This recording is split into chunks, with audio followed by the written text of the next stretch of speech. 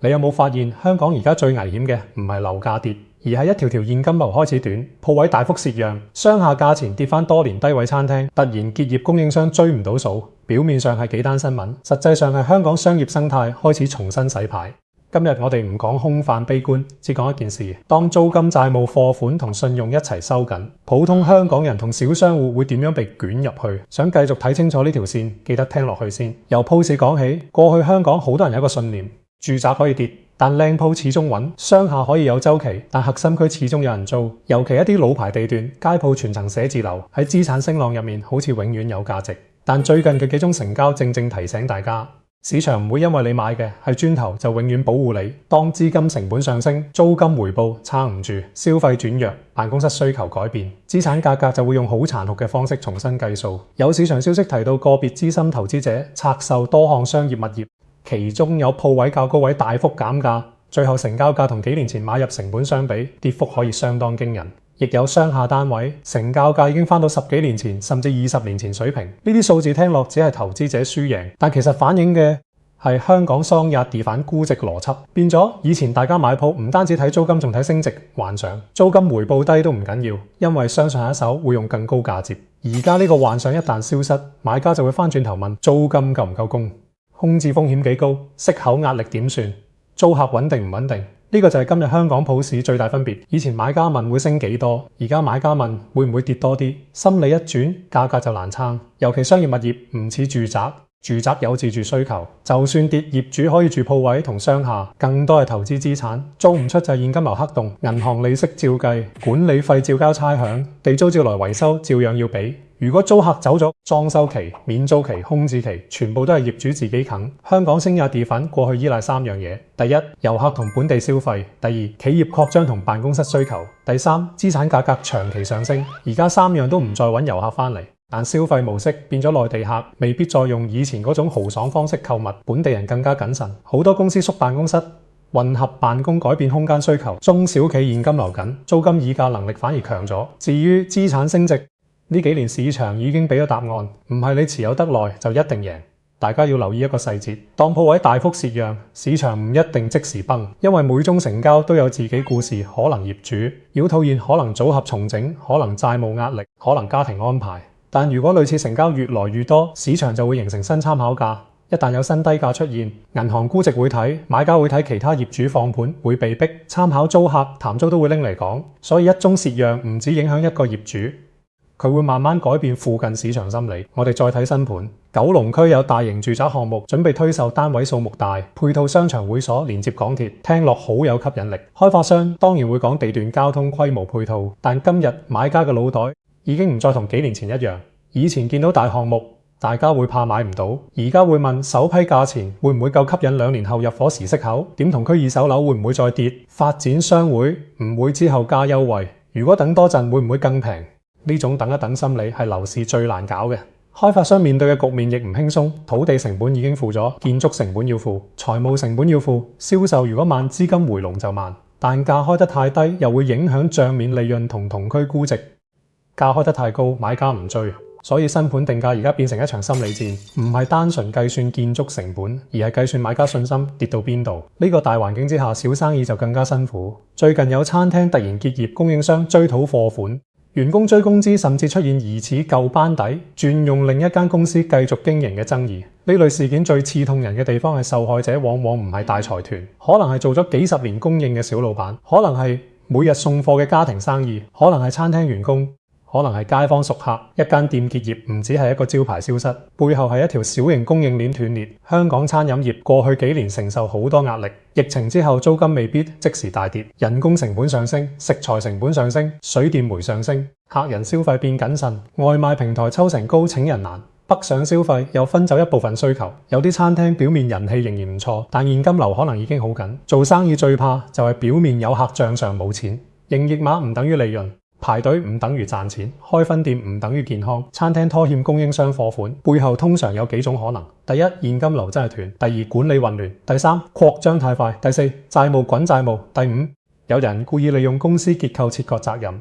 如果係前幾種已經好慘，如果涉及故意轉移資產，舊公司欠債新公司繼續經營就更加嚴重，因為唔單止係商業失敗，而係信任被利用。小供應商最難防，同餐廳合作多年，有感情，對方話下個月俾可能繼續供，話新分店要貨可能繼續供，話資金周轉一陣可能繼續等，等到對方突然結業，先發現自己被拖住走。供應商手上可能有欠款，但要追討，要時間，要律師費，要精力。就算贏咗舊公司，如果冇資產，最後可能都係得個名。呢種無力感，香港好多小商戶都明破產。同清盤制度本來係俾失敗企業有程序處理債務，正常商業失敗社會可以理解。做生意有風險，但如果有人喺清盤前將資產轉走，或者用另一間公司接手同一批人馬、同一批設備、同一門生意，債權人自然會懷疑。法律上要睇證據，但道德上街坊好容易有判斷。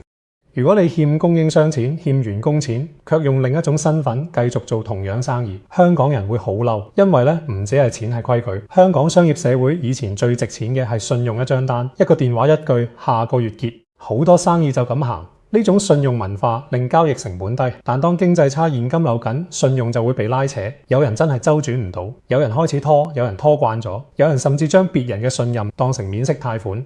如果呢種情況越來越多，小商戶之後就會收緊信用，要即付，要按金，要減少賬期，結果成個商業系統會更緊。呢個就係我想大家睇到嘅連接。商鋪蝕讓、商廈跌價、餐廳結業、供應商敘訴，唔係4件獨立小事，佢哋背後都係現金流壓力。資產價格跌，業主現金流緊，租金調整；商戶現金流緊，消費減弱；餐廳現金流緊，供應商收唔到錢，自己現金流緊；銀行估值跌，貸款空間緊。每一層都緊，經濟就會開始抽筋。香港人以前好習慣資產升值，樓升鋪升，公司做得大，銀行肯借，大家都覺得自己有空間。但當資產價格唔升，甚至跌，信貸就會收縮，銀行會保守，業主會急，租客會壓價，供應商會收緊賬期，員工會擔心，飯碗消費會更謹慎。呢個循環如果處理唔好，就會由樓市問題變成實體經濟問題。有人會問，咁係咪代表香港玩完？我唔會咁講。香港仍然有金融專業服務、港口法律制度、教育、醫療、國際連接，但香港必須承認，舊式依賴高租金、高資產價格、高槓桿、高遊客消費嘅商業模式已經唔可能完全返到從前。鋪位價值要重新計，租金要重新計，餐飲擴張要重新計，小商戶信用風險要重新計。如果仲用2018年嗰套眼光睇，2026年肯定會出錯。對業主嚟講，最現實係接受租金回報重新定價，空置唔會幫你保值。租金太硬，只會令鋪丟空更耐。與其死守舊價，不如揾穩定租客，穩定現金流可能比面價更重要。好多業主過去習慣只睇資產價格，而家要學返現金流，因為銀行同市場都開始睇現金流。對商戶嚟講，擴張要慢開分店，唔再係實力，象徵現金流健康先係實力。每一間分店都要自己撐得起租金、人工、貨款，唔好用 A 店現金流補 B 店，再用 B 店故事借 C 店信用。呢種打法喺順風時好似好快，逆風時會好快。爆餐飲業尤其要小心，因為食材同人工係日日燒錢，客人少幾成，現金流好快穿。對供應商嚟講，要重新管理賬期，熟客都要設上限，長期合作都要定期對賬。對方擴張太快要小心，對方不斷拖數，但繼續開新店更加要小心。生意可以有情，但賬要清楚，唔好等到對方清盤先發現自己連證據都唔齊。香港小商戶好多時太講人情，但經濟逆風時，人情唔可以代替風控。對員工嚟講，亦要留意公司信號，工資遲發強，積金供款異常，供應商上門敘數，老闆不斷講資金好快到，呢啲都係警號，唔係叫大家一有風吹草動就辭職，而係要保留糧單、合約、出勤記錄。一旦公司出事，追討工資先有基礎。香港打工仔已經好辛苦，唔應該連基本權益都冇保障。政府可以做啲咩？第一，清盤同破產程序要更透明。如果涉及疑似資產轉移，要更快調查。第二，中小企貸款擔保要防止變成壞賬轉嫁，政府擔保唔等於無人負責。第三，勞工權益追討要更有效，員工唔應該等到天荒地老。第四，商業租賃市場要更多資訊透明，等中小企知道真實租金水平。第五，鼓勵業主同租客用更靈活租約，例如營業額租金、短期調整機制，大家一齊過寒冬。我知道有人會話市場自然會調整，係市場會調整，但市場調整入面有人會輸到好慘。如果制度完全唔處理惡意拖欠、責任切割、假清盤、真重組，最後誠實做咗生意嘅人會被懲罰，因為守規矩嘅人交足租、出足糧、還足貨款，唔守規矩嘅人拖住別人現金流，最後換個殼再來。呢種情況如果多商業道德就會壞。香港最珍貴嘅資產唔係某一間鋪，係交易信任。你相信對方會俾錢，你相信合約有用，你相信破產有程序，你相信員工有保障，你相信銀行估值有邏輯。如果呢啲信任慢慢被磨走，成本就會升。每個交易都要更多押金、更多律師、更多審查、更多擔保，經濟就會變慢。所以今日講樓市，我唔想只講平咗幾多，講餐廳。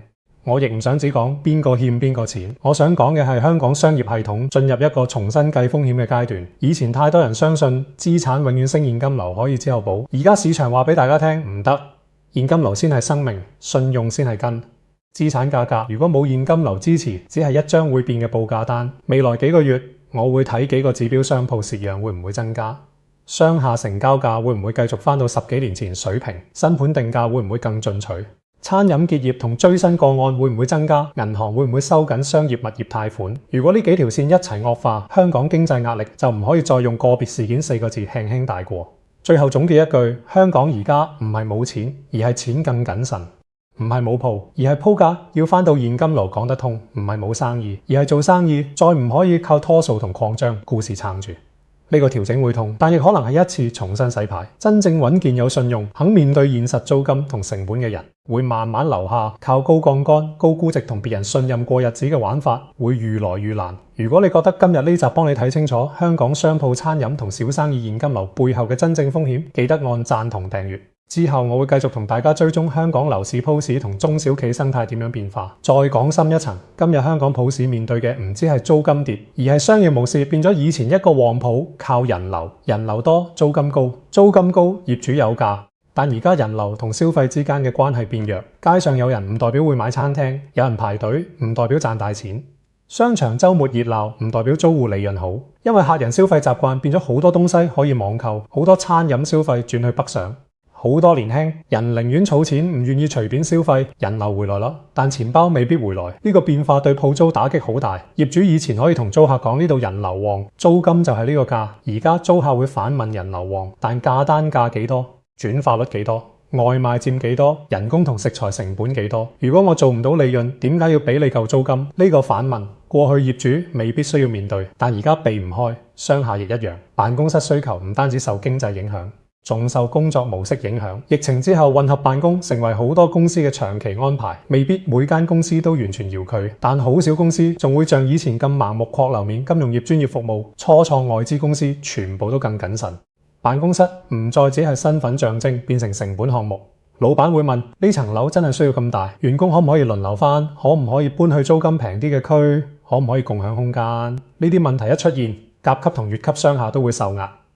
過去香港商業物業有一個隱藏支撐，就係內地資金同擴張故事。內地公司來港設辦公室，內地客來港消費，內地資金買鋪、買寫字樓、買酒店，呢啲都曾經推高香港商業資產。但今日內地經濟放慢，企業信心未完全恢復，資金出境亦更謹慎。香港商業物業自然冇以前咁多新錢支持。當新錢慢咗，舊價就會顯得太貴。銀行角色亦好關鍵，商業物業估值跌，銀行會更保守。如果貸款成數降低，業主就要補錢。如果租金跌，銀行會重新計現金流。如果市價跌穿貸款，安全線壓力就更大。大型投資者可以賣資產套現，小業主未必有咁多選擇。有啲人可能寧願減價走貨，免得之後更難。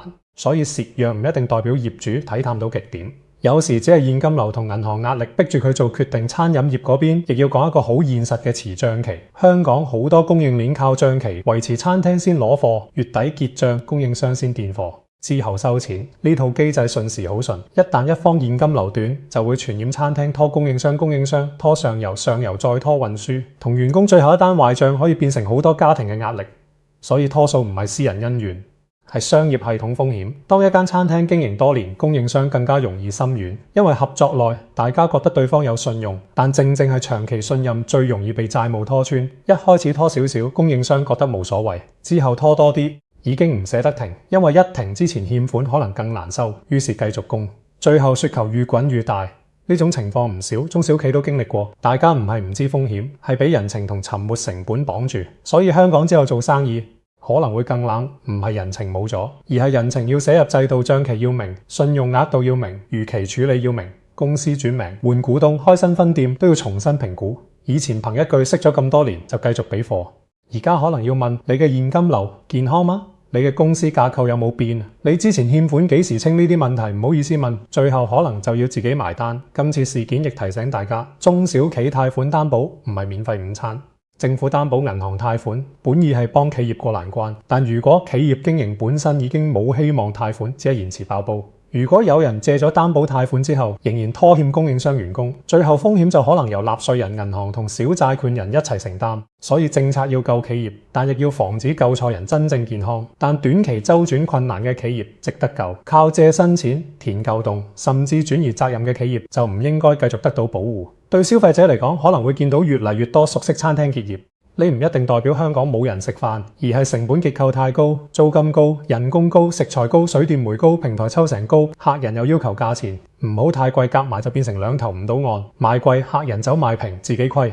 呢個環境下，餐飲業要生存，唔可以再只靠情懷，要靠成本控制、菜單設計、供應鏈管理、租約談判同現金流紀律。香港最需要嘅係現實感，業主要有現實感，租客要有現實感，供應商要有現實感，銀行要有現實感，政府亦要有現實感。過去高增長年代，好多問題可以被資產升值遮住，今日冇咁好運，誰嘅數唔對就會暴露，誰嘅現金流脆弱就會出事，誰嘅信用靠人情撐住就會被考驗。如果香港可以喺呢次調整入面建立更健康嘅租金水平、更透明嘅商業信用、更穩健嘅中小企融資，未必係壞事痛，係一定痛。但痛完之後，成本結構合理啲，小商戶反而有機會。最怕係大家死撐舊價、死撐舊模式、死撐到最後一齊爆，咁就唔係調整，係拖延。再用一個更貼地嘅角度睇，香港小商戶最怕嘅唔係生意淡，一兩日係固定成本太硬鋪，租硬、人工硬，我就成本硬，貸款還款硬。但收入係浮動，今日好天氣有人來，聽日落雨少一半客，長假期人北上。平日午市靠附近辦公室，如果附近辦公室空置多，午市就少。如果商場人流唔轉化，晚市就難做，收入浮成本硬，現金流就會每日拉扯。好多餐廳老闆其實唔係唔努力，日日喺鋪頭自己落場，自己招呼客，自己睇貨，但努力唔一定抵得過結構。食材升，客人唔接受加價，人工升唔加人工，又請唔到人。租金唔減，生意又冇以前咁旺，最後老闆就用自己時間同信用去填洞，填到某一日填唔落，就會突然結業。供應商被拖數之後，心理上最難受係被信任反咬。如果一開始就知道對方唔可靠，可能早就停工。但正因為合作耐，先會繼續相信。呢種信任一旦被破壞，以後市場會變得更冷。每個人都要防，每張單都要查，每個新客都要收。當今商業社會變冷，交易成本就升。